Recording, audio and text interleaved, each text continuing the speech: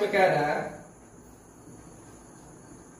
कि कोई वृत्त है, इस वृत्त पर एक चाप लिया गया। चाप का मतलब मान लो यहां से इतना ले लिया होगा, अब इसी पे इस तरह से बना होगा, थीटा का मान दे रहा है 60 डिग्री। ठीक है, चलिए 60 डिग्री दे रहा है और त्रिज्या का मान दे रहा है 21 सेंटीमीटर, और ये हो गया 21 सेंटीमीटर, ये भी 21 सेंटीमीटर।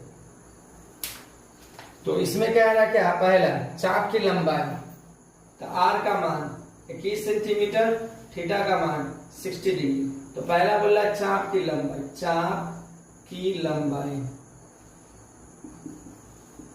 अब चाप की लंबाई किसे कहते हैं, यहां से लेकर ये वाले रेखा को चाप की लंबाई कहते हैं। इस रेखा को क्या कहते हैं, जो मिट गया, इस रेखा को ही कहते हैं चाप की लंबाई। इतना ही दूरी को कहते हैं चाप की लंबाई। ठीक है, फॉर्मूला होता है थीटा बटे 360 डिग्री पाई 2 पाई आर। क्या होता है, 2 पाई आर।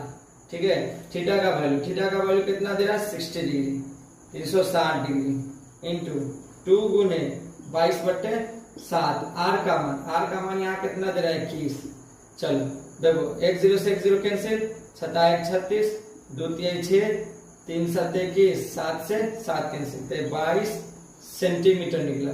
जब भी लंबाई की बात करें तो वो सेंटीमीटर होता है। ठीक है, चलिए 5 का दूसरा में क्या कह रहा है कि चाप द्वारा बनाए गए त्रिज्या खंड का क्षेत्रफल ज्ञात करें, है ना, त्रिज्या खंड का क्षेत्रफल। चलिए दूसरा बोल रहा है चाप द्वारा बनाए गए त्रिज्या खंड का क्षेत्रफल। मान लीजिए इसका वैल्यू बोल रहा निकल, ये वाला वैल्यू, इतना दूरी का मान, इसी को कहते हैं लघु त्रिज्या खंड का क्षेत्रफल। लघु त्रिज्या खंड का